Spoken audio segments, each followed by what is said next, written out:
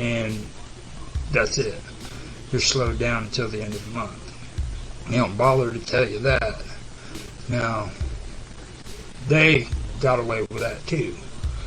And what I finally had to do is go back to DSL and get DSL, because I couldn't find an internet provider that was supposed at high speed that didn't do that. They're ripping people off and they're getting away with it. So I went back to DSL, which is Frontier here in southern Illinois, and I started checking it out, and I couldn't get more than 1 megabyte per second, and I'm still not even getting 1 megabyte per second for doing for this right here. Okay, and so I called up the my internet provider, which is Frontier, and I said, look, man, I need to have at least 1 megabyte per second of upload speed so that I can stream. And he said, oh, we can't do that. We can't give you 1 megabyte. We can't give anybody that, or more than 1 megabyte. I asked for 3 actually, and they said that they can give me 1 megabyte, and that was it. And they still can't give me 1 megabyte of upload speed. But anyhow, they said, yeah, we don't have fiber optics in this area. All we've got is copper wiring, and that only allows us to, push out 1 megabyte per second of upload speed. So that got me to thinking, and I'm like, during this whole time that net neutrality was supposed to be in place and they were supposed to turn the internet into a utility, you would think that they would have gone out and they would have, put fiber optics down in areas that didn't have fiber optics yet. This is 2018, and my area is still running off of copper wire for DSL. Now that's pretty insane, but it's going on. And those are the things that I'm talking about. That's when I finally figured out that, net neutrality, they were pushing the whole thing of, the protecting the internet, but what they were really wanting to do is set it into place to where they could censorship what was being put on the internet and what wasn't. They weren't worried about, making improvements to the systems that we had, making these internet providers and these cable corporations go out and actually put better utilities out. They weren't interested in that. They were just wanting to censor what people put on the internet and what they didn't want. And that's when it finally dawned on me. But see, with all of this goes back to esoteric and exoteric. The mind thoughts. They are pushing information over the TV, brainwashing us into believing their way of thinking, and then they are, trying to censor us and tell us that this is right, this is wrong, this is right, this is wrong. You can do this, you can't do that. And it's all about money, I also wanted to mention, Rupert Murdoch.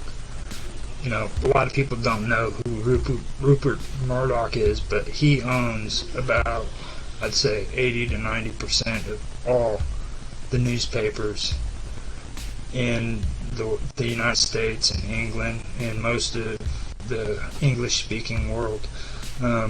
He, within the last 6 or 7 years, had to break his news down into different sections because they said that he had too much in one, he had too many eggs in one basket, basically. So he broke them down to make them, have the appearance of different media outlets, but they're pretty much ran by him, So that's the thing that you have to take into consideration. A lot of these media outlets that are news are ran by the same people, alright? And it's not actual journalism. It's all propaganda that's being pushed out by political groups, ideologies, things of that nature. So you also have to take Sumner Redstone, okay? And he is another person that is running the show with a lot of things. He actually owns Viacom, and Viacom is huge, so that is one of the groups that I was talking about when it comes to, you know, the cable corporations and taking over the internet, and the internet going from free information and free information sharing to, you know, corporate internet. And that's, I don't know if anybody else has termed it that, but that's what I've termed it. It's corporate internet. It's where it's all about money, and that's eventually what they want it to be.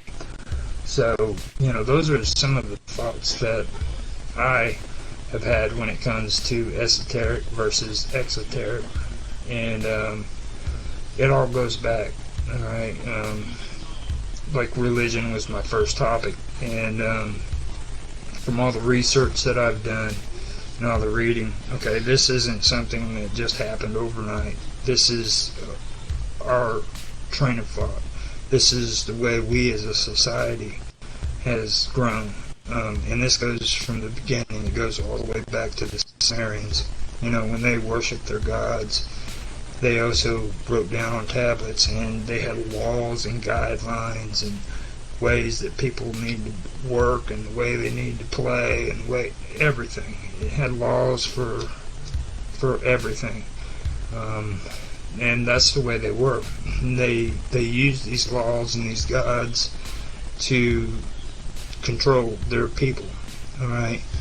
And I even wanted to avoid, you know, saying that, or including the Old Testament into a lot of this stuff, because I know how sensitive it is, because you can see it in the New Testament. But I mean, I have to admit, I've even checked out a lot of the information, and it's 100% right in front of your face. Even the Old Testament of the Bible has this kind of thought in it. The majority of the stuff that's written in the Old Testament comes directly from the Sumerians, and that's just that. There's too many things that go along with it. I'll be making videos about all that stuff, you know, eventually, when it comes to the Sumerians with Jewish religion, the Old Testament, the New Testament, and Egypt and all that. But I don't want to dive too much into all that. It's pretty complicated. It took me, I've been checking out a lot of information about the Sumerians because I wanted to stay away from it for the longest time when I was doing the stuff about aliens. And for me, you know, talking about the Sumerians and ancient aliens and all that stuff, that's kind of mainstream, you know, popular stuff. But I started looking at it, and there's actually some really good information in there that I wasn't aware of. Graham Hancock, okay, I agree with a lot of things he says when it comes to the flood myths, and, you know, the Ice Age and the melting of the ice and all of it that he talks about there. But the one thing that really sticks out to me is his idea about, what is it, DHT and mind-altering drugs, okay?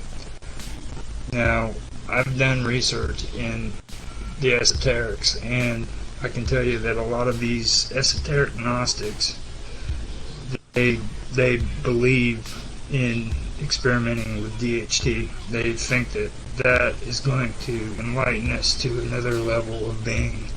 And I'm going to tell you, as a recovered, whichever way you want to call it, drug addict and alcoholic, that is completely absurd, okay?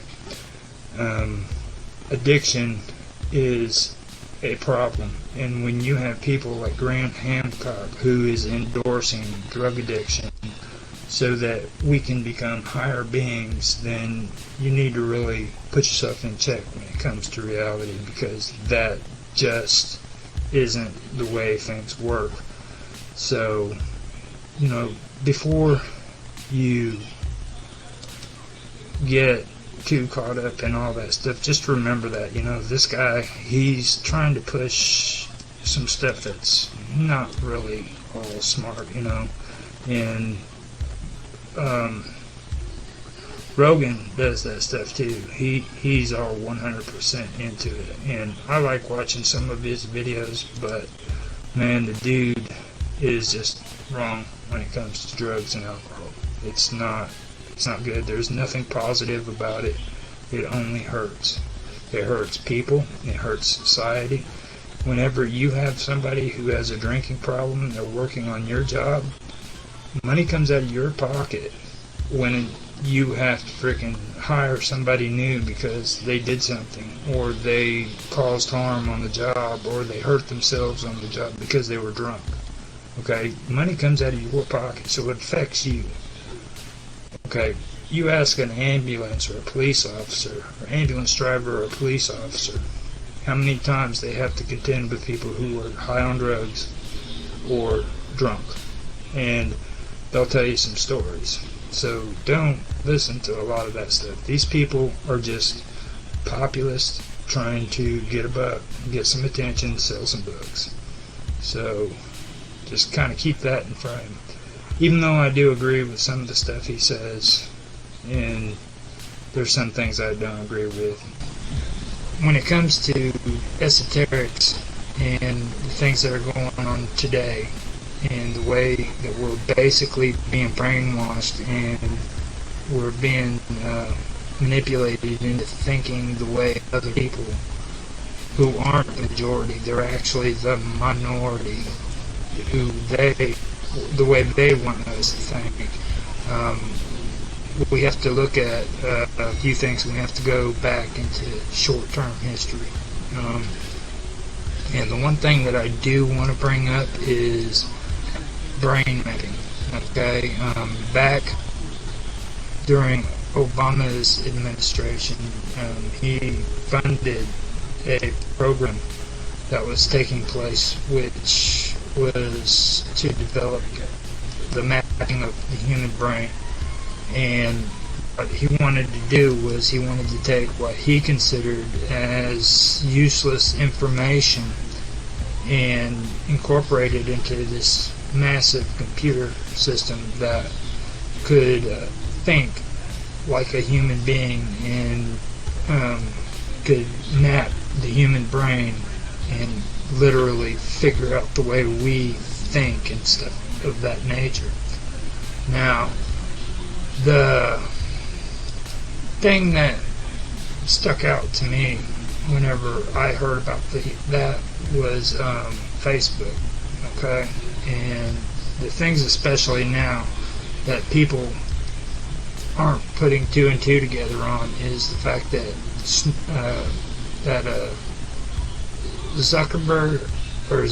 Zuckerberg, he's going before Congress now, and he's giving testimony before Congress about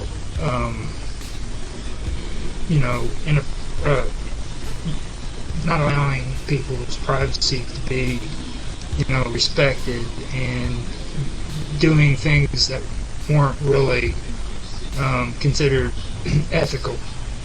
And it's like we've gotten this short-term memory where we've forgotten what happened even 6 years ago, and the atmosphere that was going on there. And I can understand that to some extent because of the political climate and everybody, yelling about Donald Trump and how horrible he was and the crazy election that took place.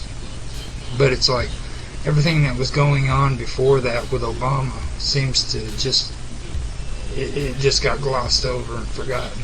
Okay, so